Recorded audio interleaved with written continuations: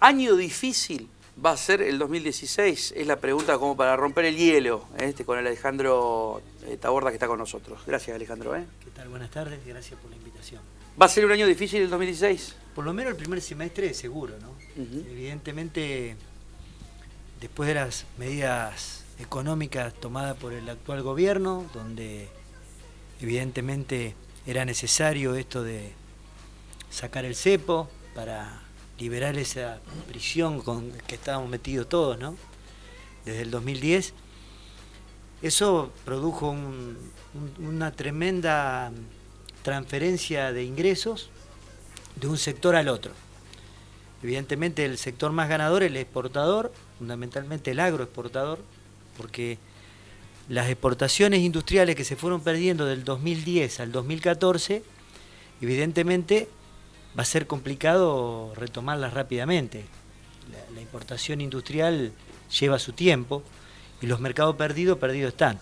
Fundamentalmente que nuestro principal socio, que es Brasil, además de haber devaluado mucho más que nosotros, ya pasaron el 100% de devaluación, están con una crisis bastante peor que la nuestra, por lo tanto no están en condiciones de comprar nada y de hecho el 50% de las importaciones, están importando el 50% de las importaciones que tenían con nosotros. Claro. Por lo tanto, la recuperación o sea, el rápida, mercado brasilero se redujo en un 50%. El 50% fundamentalmente en las autopartes y autos terminados, que era lo que realmente estaban comprando. El mercado chino también está complicadísimo, solamente hay que leer los diarios para ver lo que está pasando con las bolsas.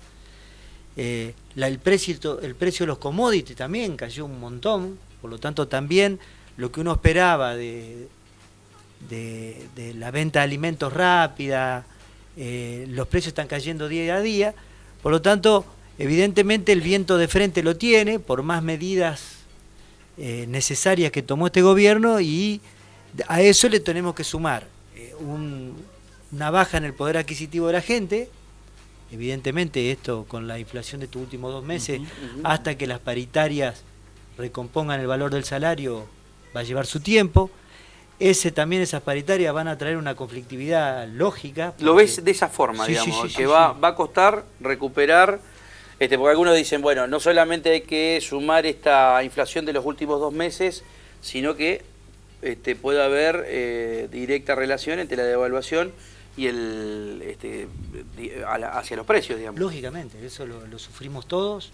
Evidentemente el precio se ha trasladado en mayor o menor medida, creo que en mucha mayor medida de la necesaria, porque estaban esperando un dólar de 16, hoy está en 13, 14, ahí va a estar un poquitito más arriba también, porque los dólares que pensábamos que iban a entrar no entran, y eso va alimentando una conflictividad que evidentemente vamos a necesitar mucho sentido común de todas las partes, tanto del gobierno nacional como de los industriales y comerciantes, lo sumo, y los sindicatos, para, en primer lugar, mantener los puestos de trabajo que están, que ya hace 4 años que venimos con una red de contención del despido, que eran los repos del Ministerio de Trabajo, los créditos productivos atados a la masa salarial, viste que te daban créditos buenos, siempre y cuando vos no bajara la masa salarial.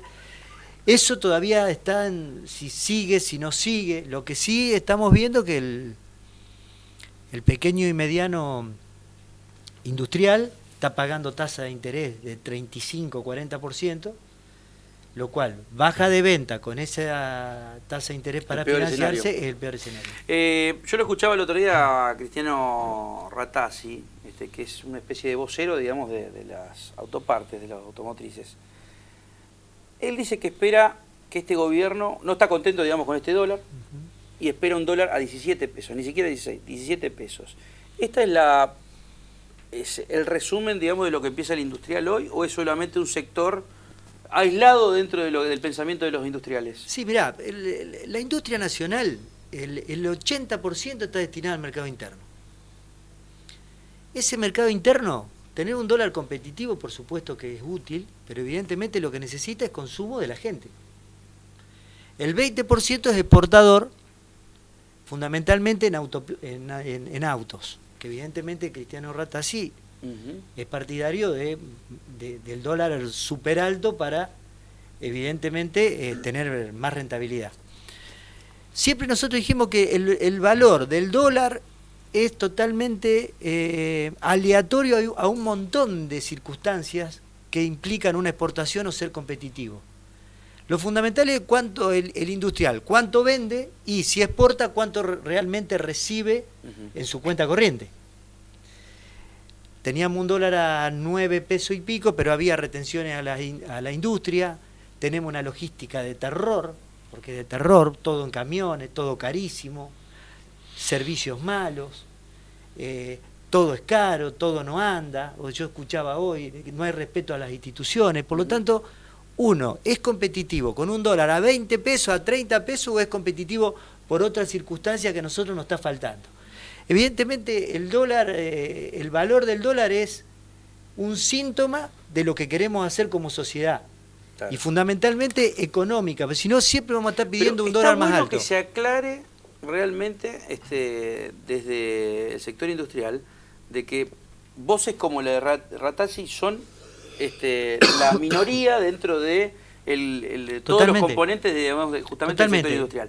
Porque aparecen tanto, digamos, en escena pública, Rattasi y otros, que dicen, bueno, che, el dólar tiene que estar a 17 pesos, y parece como que es un mecanismo de presión que tiene el gobierno de turno.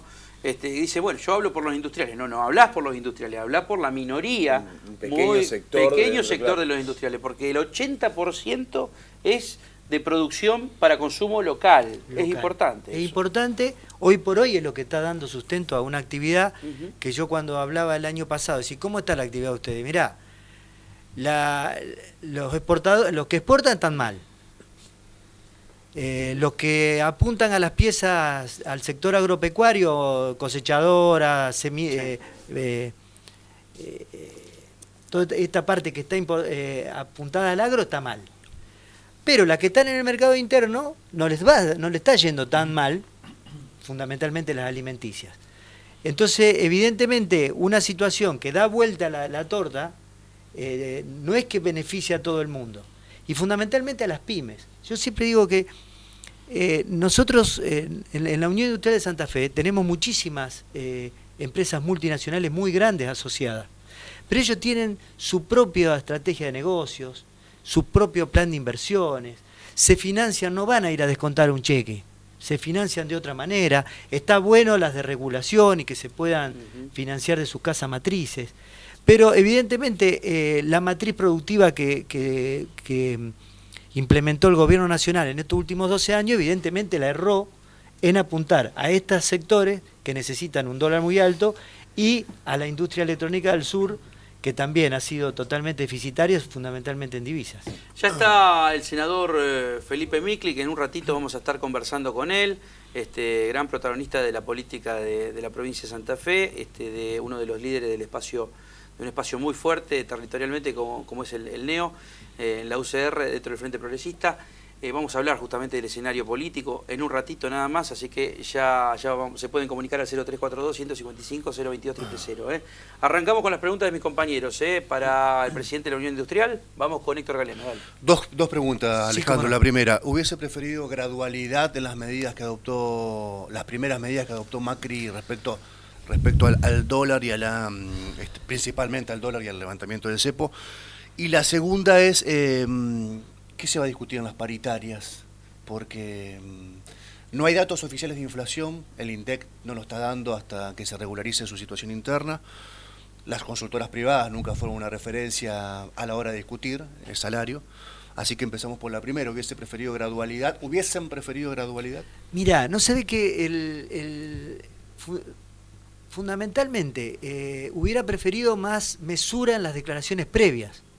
Porque cuando se produjo el escenario que se produjo, evidentemente fue gradual. O sea, todos esperaban un dólar de 16, se produjo una batahora en esos 10 días y 20 días previos, y después el dólar fue a 13, que evidentemente... Está muy bueno esto, pensás que hay un alto componente de especulación por las declaraciones de Macri y de su funcionario antes de ser presidente. Claro.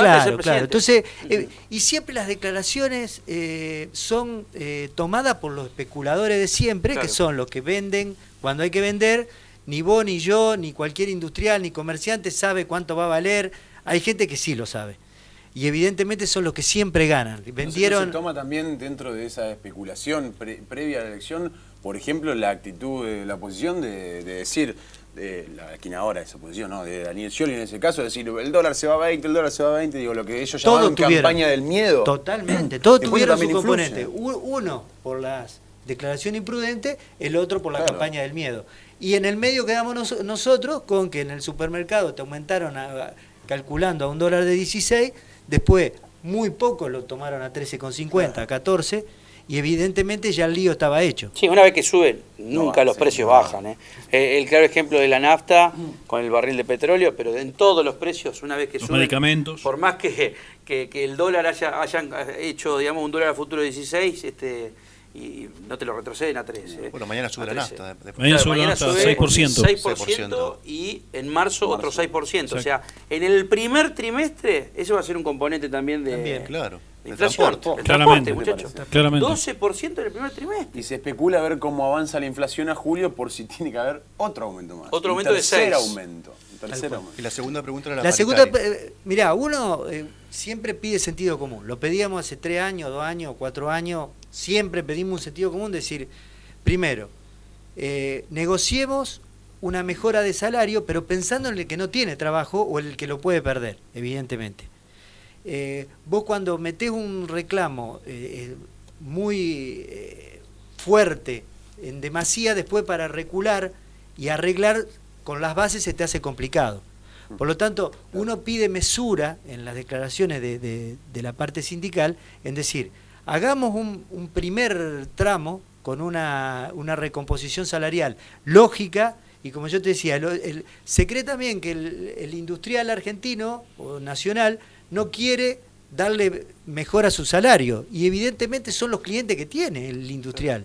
Por lo tanto, necesitamos de un poder adquisitivo de la gente alto para que nos compre nuestros productos. Es muy poco el que se va afuera y son muy pocas empresas las que exportan. Entonces, evidentemente, el sentido común tendría que